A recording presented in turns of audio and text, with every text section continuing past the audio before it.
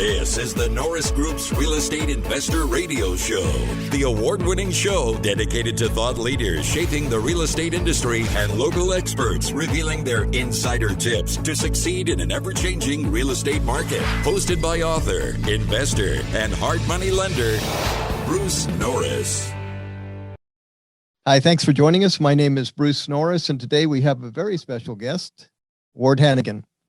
Ward, or Uncle Ward, as he is known to many in the real estate world, is a full-time foreclosure specialist and trainer in San Diego County. He has 40 years of experience in real estate with a degree in economics and a doctorate in law. Ward has worked in California's foreclosure market exclusively since 1982. And as a consequence, he has extensive experience finding cash, researching title, handling evictions, rehabbing, reselling, consulting, and is a one-on-one trainer and mentor to some of the most successful foreclosure practitioners in the Western United States. I think I'll add something to that. I would say that if anybody's ever made $1 million a year in that business, they were trained by Ward, and that includes my son. So Ward, thank you very much for taking time to do this. I enjoy it. So thank you for calling me. Sure. I'm going to take you kind of back to the beginning. What was your first job in real estate? Because I know it wasn't foreclosures. No, it wasn't. My first job was I saw one of these big ads, a cattle call type thing, where in San Diego, a company called Countrywide Funding had a paper, and I thought there was a mistake. I thought it should be saying county-wide funding, Mm-hmm. And but I answered the call and was hired by Angelo Mazzillo. He hired two of us in San Diego to open up his second branch of Countrywide Funding. He had one in the LA area and one down here. Okay. And I didn't have a real estate license at all, zero. And so you didn't need a license then to be a loan solicitor in real estate. And I really enjoyed it. I took to it like a duck takes to water. I had some outstanding performance crap and stuff like that.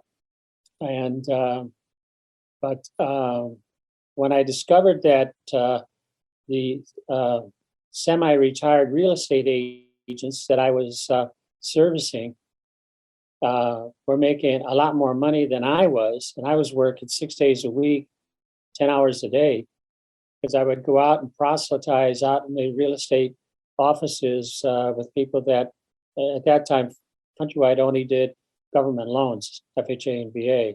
Okay. They grew a little better and they broadened out. And so I knew all the technicalities by heart, and none of the salespeople did, but they would call me all the time. In fact, I was one of the very first people in real estate people in San Diego that got I had a what do you call it, a buzzer, where if somebody was calling, I would get notified and go find a call and call back. The beepers. The beepers were only used by doctors, and they temporarily would give them to husbands of pregnant women, right? That's right. They could be notified. Now, what year was this? Go ahead. What year was that about? That was in 72. Okay, wow. All right. 1972. Actually, probably a little bit earlier than that, because that's when I quit them. So I would think it's probably around 1970. Okay. So I did that for about 2 years, and I finally discovered that I could make a hell of a lot more money as an agent. So I went and got I got an agent's license. I quit Countrywide, upset Angelo Mazzillo really bad, because, he begged me to hang on for another year or so. He was planning big things and all that. I said, great, congratulations, but I've been there, done that. I'm moving on. License, yeah. And but anyways, it was funny because he ticked me off once when they had me come up rather imperiously, drop everything I was doing and drive up to LA on a Saturday, which was one of my best days to be out working the real estate offices, because he wanted me to explain to his sales force up there how I was so successful in selling term insurance, mortgage term insurance. Okay. And he knew nothing about it. It was his company. It's just that I saw this box on. So I used to do the sit down with the potential borrower also in the evening and interview them and fill out the loan app. And so I would fill it out with an idea of making sure that it went through, because I got a spiff from Countrywide for every loan that I took and set into the company. And if it was successful, then they would pay me a little extra. Now, And where did the work ethic come from? I mean, you're a hard worker. You take that. It sounds like you take it for granted, but that's not a given for most people. well, I found out when I was in the orphanage that I definitely need to have some money in my pocket. And as you know, there's two types of orphans. There's throwaway kids, and then there's true orphans. Orphans that stir your heartstrings because something tragically happened to mom and dad, and now they're orphans. So our hearts go out to bona fide orphans. But most of the people in orphanages are not there because their parents died or something happened to them. They're there because the parents didn't want them. It makes up the larger percentage of kids that are in an orphanage. And so I just call them throwaway kids because that's the way I felt. I felt I was thrown away. And so I therefore must be worthless or whatever. It didn't bother me that much because the bulk of the kids in the orphanage were in the same boat I was in. Right. It wasn't weird. It wasn't strange. But the orphans were doted on in that they got an allowance from the orphanage. They got the new clothes. We got the hand-me-downs. And they got any freebie. Some do-gooders come by and wanted to do something. And it wasn't enough to go with all the kids. The orphans got it first, the real orphans, the true orphans. Okay. And so I didn't think that was strange. I didn't feel pissed off because I was left out, blah, blah, blah, because we were the majority in the orphanage. It's just that I understood very early I had to hustle for money. I was not going to get it.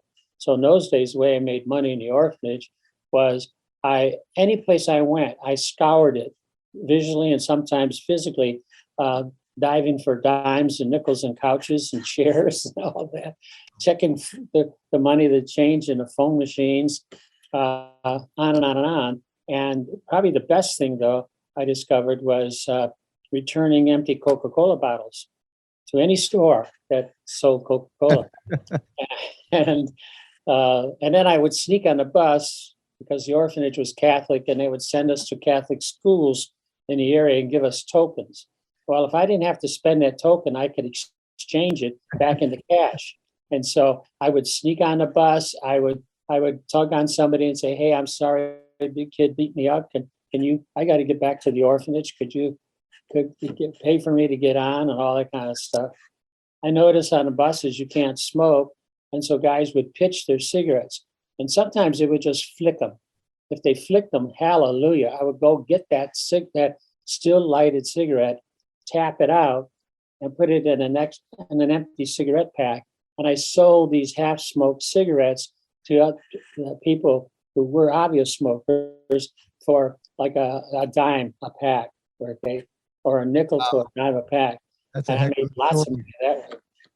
That's So- a heck of a story. I love to see when the entrepreneur emerged, and sometimes it's very early. That's very early because I loved movies, and they didn't let us in free. We would sneak in as much as we could, but every once in a while, I still had to pay. And so I understood very, very early that I needed money, and so it's Well, so. you have one story that's very encouraging, and that it was, I believe it was an aunt. Was it somebody? Yeah, please just tell us that story a little bit, because somebody might need to hear that, because that changed everything to me, from what you've said. Yeah, it was. And at the time, I didn't realize that I adopted that so unquestioningly. But anyways, I had an aunt. I had two aunts. My mother had an older sister, two older sisters. And so when my mom put us in the orphanage, I guess the two older sisters married well. One married Cat out of Chicago. There's a famous family in finance. And my Aunt May in New York worked for, God, I used to remember the name of the business equipment, Burroughs. And so she was a trainer. She set up the whole training department for Burroughs in way back in the 40s. And so she felt sorry that their youngest sister, had her kids in the orphanage. So anyways, one day I found out that Aunt May, which is like saying Santa Claus, because I never met her, was going to be coming in the summer down to the orphanage, and she's going to take us out and drive up to Niagara Falls into Canada and on over to Chicago. And she's going to leave us for summer with my Aunt Ruth, which was the other sister. And so she came with a brand new yellow Packard convertible and with red leather. So it was a huge car. And finally arrived. I was asking everybody all the time, is it summer yet? Is it summer yet? When does summer get here? And blah, blah, blah. Because I was thrilled to be the first time that I would be outside the orphanage overnight, that type of thing. Yeah. And so she finally arrived. And my brother, who was 2 years older than me, in orphanages, they separate you by age so that you don't have older kids mixed in with younger kids and taking advantage of them. So my brother was 2 years, 4 months older than I. And so he was always when we always moved from one group to the next, he was always ahead of me. So I never bonded with him. He lives in Riverside and we're just friends and acquaintances. All right. But we never bonded like normal brothers do. And so that's one thing that happened. But anyways, he sat in the back, or he wanted the back seat. So he told me when no one was listening, hey, you little son of a bitch, I get the back seat. Okay. Okay, fine. So I sat in front and I was so skinny that the seat that I was sitting in, the passenger seat, well, I was slipping and sliding all over the place. And they didn't have seatbelts in those days, right? Okay. Mm-hmm. And so I was up there. Aunt May wanted to show off, I think, and have the top down. So she drove slow enough that that's not going to wreck her car. But you couldn't hear anything in the back seat. So my brother was in the back and I was oblivious and Aunt May was oblivious of him in the back. And we had our own conversation going. And about the second day into the 3-day trip, she turns to me at one point and she says, Ward Hanigan, I'm never going to worry about you again. Someday you're going to be a rich person, And I just, this is Aunt May, this is a God that came or something. And so I didn't doubt it in the slightest, ever. What an awesome gift. And I had a great admiration for him. Look at this car and all this kind of stuff. So anyways, she was, because of that, years later, when I was an adult, I was reading a book. I still have the book. It's called The Gift of Fear. And in it, the author's talking about serial killers and what makes them who they are and stuff like that. And his theory was that no one ever told them that they were worthwhile while they were growing up. They treated them as if they were worthless. But he said that cannot be the whole answer, because I myself was mistreated in every which way you can imagine as I was a kid growing up, and yet I didn't turn into a serial killer. And he says, and I think the reason why is when I was extremely impressionable, somebody told me that I was worthwhile and that, smart kid, keep it up or whatever. And he says, because of that, I didn't make that at that intersection. I didn't go, into thinking I was worthless. And so everybody else around me is worthless and start taking advantage of. So when things, as in all of our lives, things go sour, you always had that in your head. It's just like, oh yeah, my aunt said, I'm going to be rich and I'm going to be okay. Yeah, yeah. Well, I just remember I had this feeling, all right, that constant feeling that this was just temporary. Whatever rough spot I ran into, Yeah. I never just moaned about it, and I never aspired to, I was never envious of anybody else's accomplishments or what they had compared to what I had, and blah blah blah, because I knew that someday, I just innately knew, of course it was Aunt May, right? But I Right. innately knew that this was just temporary, and I can handle temporary. I really can. Temporary to me. And so, and that I knew that I had to have money. And so you asked that question. So I constantly uh, wasn't trying to get money from people, this and that. In fact, I never mentioned the fact that I was brought up in an orphanage. I was put in the orphanage when I was 4 months old. So it was my entire understanding of how life is until I got out when I was 11. So I never thought it was something that bad or that disastrous. I was never abused in the orphanage, neither by language or conduct or sexual or mental, none of that, zero. Okay. They had strict rules, and if you broke the rule, you got whacked. And when you got whacked, you didn't resent it because you knew that even before you did what you weren't supposed to do, you knew you ran that risk. And so, you know. Okay. So after the first experience in real estate, you decided to go be a real estate agent or broker. What space did you land in? Was that single families or apartments? No, that was an apartment. So it was a company called Chula Vista Commercial Realty. And they opened up offices in Chula Vista, which is a suburban area of San Diego. And I answered that call. And when I went there, it was way over attended. I mean, God, people were just almost hanging off the rafters. I was lucky to have a chair. And so I was recruited, in 1965 when I graduated from UCR by IBM. So I worked for IBM for 2 years as a salesman. And so I went there to that cattle call with my IBM suit, right? My suit, my striped tie, and my floor shine shoes, and all that kind of jazz. And so I was, you could say, probably overdressed compared to everybody else that was in attendance, was wearing casual clothes.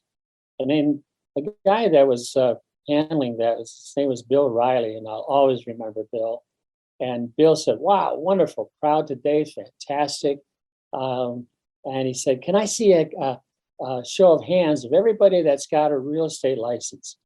And everybody held up their hands. And, oh shit! I didn't have any real estate experience or license, and so I think, oh man, should have put that in the ad or something. I wouldn't have wasted my time. And so he said, "Would you all stand up and follow Ruth here out this door?" And so they all dutifully got up and they met Ruth and went through the door. And he closed the door and then he laughs. He says, "Okay, now we can get down to business." Wow.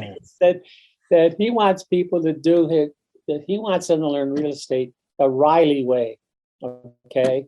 Not anywhere else. He doesn't have time to untrain them and then train them his way. And so he just escorted them on out. He says, "We got more than enough time to get real estate if this is what you really want to do.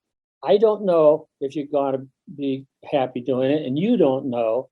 And so we're not going to waste our time studying for a real estate license until you work with us for a while.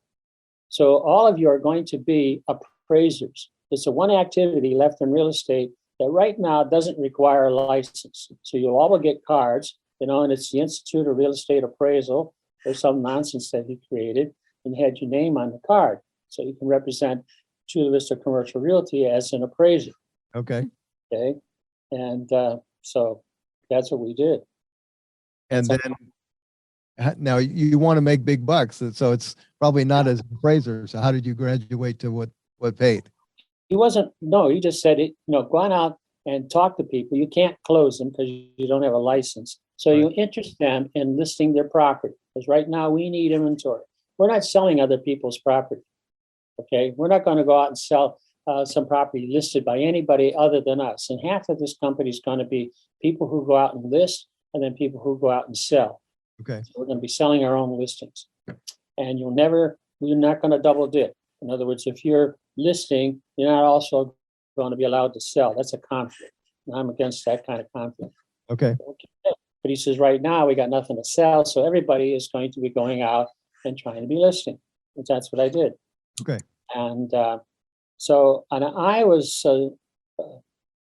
oriented towards making things faster and easier. And so when he had us going out, he signed us territories, gave us our own little farm, right? Right. And so nobody goes in this area except Hanigan. Hanigan, you got from 3rd Street to this and that and that.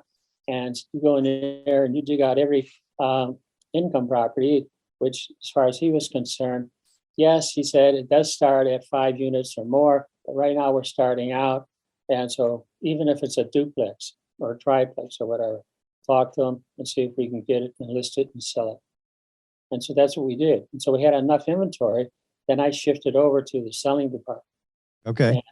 And left and that was great. And so I was quickly fascinated, and I understood, what I had to cover as far as getting a listing or selling the property. He had something famous, and I've done it many times in my life. And I say, look, if somebody came up and offered you, how much did you pay for those shoes? Riley would say, and they would say, he said, was it $50? Was it $100? How much did you pay for the shoes? And the guy would tell him, $70 or something. I said, fine. If I offered you twice that right now, $140 for your shoes, what should you be doing? You should be taking them off. And then go on barefoot down to a store and buy a replacement set of shoes, and you made $70 and you got a new pair of shoes also. And so he says, same thing with your property. All right. If I'm willing to list it for more than what it's worth, more, and we happen to sell it, right? Fantastic. You made a great profit, and now go on out and buy the same kind of property back for a lot less because we oversold it. And so that was amazing to me. Now this is in the mid 70s now? Yeah, this was in, hang on a second, with Riley, 72. That was in the early 70s. Okay. Yeah. I mean, the 70s were a great run for apartments. Oh yeah, I made tons of money in it, and I got so good at it that even with just a salesman's license, I went to him and I said, guys, I'm going to quit. And he said, why? And this is at Chula Vista Commercial Realty, and they really depended on me a lot because Riley was here today, gone tomorrow. He was like a traveling savant or something. And so he disappeared around Christmas time and never came back. And he was out in the country buying apartment houses for himself, big ones, and then fixing them up and goosing the gross up and then selling it for a good profit. And so sometimes he came and he called me up and asked me, and he paid my fare from San Diego up to Denver, Colorado to work for him for about a month. And he says, I need somebody to show the bicycle can be ridden. He had this little thing about if somebody came up and we never saw a bicycle, it had never been invented. It was not in any literature, nothing. This bicycle was just a contraption. And we saw the first one. I came up and wanted to sell it to us. And we started laughing at him. We said, because, it's obvious you can't ride or drive something that's only got 2 wheels. It'll fall over. Mm-hmm. And so we laughed him out of the office. No, sorry, we're not interested in that. And then we looked at him as he went away, and he jumps on the bike, and it's not falling over. So now we know that the bicycle can be ridden. Right. What we don't know is if we can ride the bike. Okay? Right. Circus clowns can ride bicycles, but that doesn't mean we can. And so he said the bicycle needs to be ridden, meaning he needed someone to show them that actually works for the company, that is making money doing what the company is teaching you how to do. So he flew me up there, and it was only going to be for like a month or so. I said, fine. And it turned out to be about 3 months. I made a ton of money there because, again, the guys went out and started getting inventory coming in. Everybody is acting as an appraiser. And I'm selling these things as fast as they bring them in. And they're making a ton of money. I probably in those days was making about, I don't know, $6,000, $8,000 a month. Yeah, and, back then. Wow. Oh, yeah. I mean, that was like robbing a bank or something. And I even helped him because I went to law school. And so I helped him research the law in Colorado because they didn't have escrow companies. Okay, they relied on title companies to do the escrow. Yeah. And I told them there was no law existing that I could find that prohibited the formation of an escrow company. So he and I created an escrow company, and we escrowed our own deals. Wow. Right? And so, but anyways, when did you start getting involved in the foreclosures and in California? What year? 1982. So I worked from 72 to 82 as an agent, buying and selling apartment properties for investors. I did it about 4 or 5 years with Chula Vista Commercial Realty, and then I branched out on my own. And so I would have semi-retired brokers be my broker of record, right? So that I, as a salesman, could hang my license somewhere. I would pay them $100 a month. Technically, it's just being a broker of record, and they had an empty desk in my office. So there's where the broker sits. So somebody wanted to talk to the broker. Okay. And so that was from 72 to 82. 82, if you know your interest rate history, interest rates, either because of Jimmy Carter or somebody back then, went way, way, way up. So residential loans got up to 16, 18%. Yep. Well, who in the hell is going to buy an investment property and pay 16 to 18% interest for that? Right. Yeah. And so the apartment market cratered. It torpedoed. And I read The Richest Man in Babylon way, way, way back, and I followed all those rules. One rule was that you have seed corn set aside, especially if you're self-reliant and can't rely on a weekly paycheck. And I'm working on commissions, so I had about a year's income saved up. So I just waited and waited for the market to come back to its sense, and on, and it wasn't happening. So after about 4 months or so, even though I still had cash in the bank, I decided it's not going to be solved that as quick as I thought it was going to be. And so therefore, I'm going to follow up this idea I had about digging a little bit deeper into foreclosure. And the way I was successful in selling apartment houses was that I would try to reduce the amount of cash that it actually took out of a buyer's pocket in order to get into that investment. So I would take subject to, so I became great at understanding subject to, explaining it, so you can leave the existing loan in place. Now you don't have to bring home a lot of money just to pay off the loan. And then I would have the seller carry back part of their sales price in the form of a junior note in promissory or deed of trust. Okay. So it was a second on that. And once in a great while, one of the seconds would come unravel because the property had been sold a couple times, and now it's not, the junior notes are not being paid. So that was supposed to go to the original seller. So the seller's calling me up saying, hey, you convinced me to carry back a note. Now I'm not getting paid. What the hell do I do with it? That's why you foreclose. How's that work? So now, to be credible, I had to understand how foreclosures worked. Okay. And so there were no gurus around at that time, but Oh. I did go to law school and I passed the bar. So I went down to the law library and I researched California foreclosures and read all that stuff and a lot of the case law. And then went to public library and read all the books that were in the library about investing in California foreclosures. And so I was thought that was something that I could probably do, you know. And so I had a false start where I wanted to make that a sideline foreclosures. I thought I could do that part time while I did the apartment brokers, right? Right. And it was an utter failure. So I finally decided that when I didn't have anything else to do, I can do this full time. And that happened in '82. When you were trying to find what properties were in foreclosure, there was no list. Yes, there was. There Yeah, was? oh, yeah. You know Kurt Demir, right? In Orange County. I didn't know he was back then. Oh, yeah. He was way back there.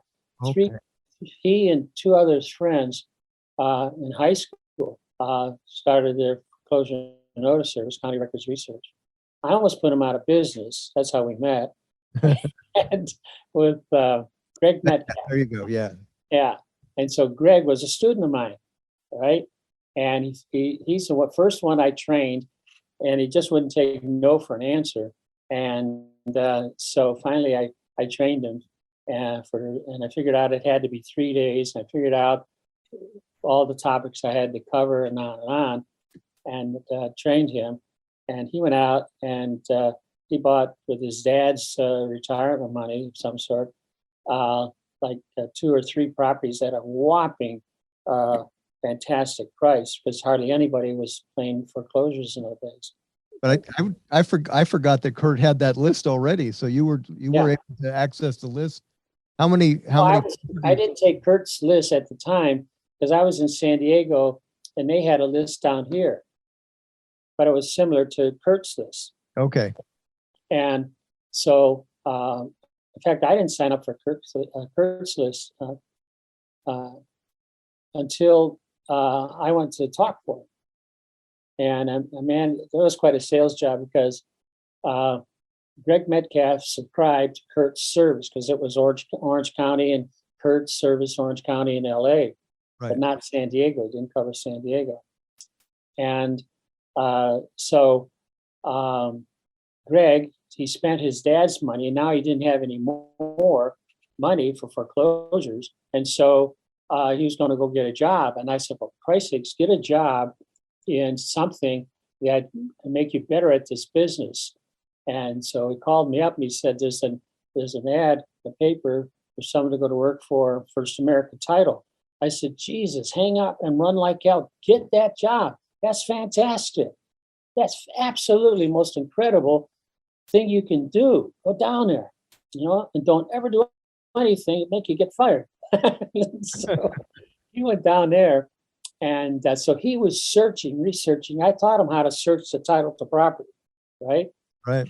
And so, which nobody teaches how to do title searching. In fact, even to this day, you can't find a company other than us that will teach you how to search the title to property. So I made it part of my 3-day class, the foreclosure class, because that's logical. But since I don't teach foreclosures anymore until that will, if it ever comes back, and so we carved it out as a separate class now. So we teach a 1-day class on title searching, taking you down to the recorder's office in the real world and showing you how to search the title in the recorder's office better than a title company, and do it in 15 minutes.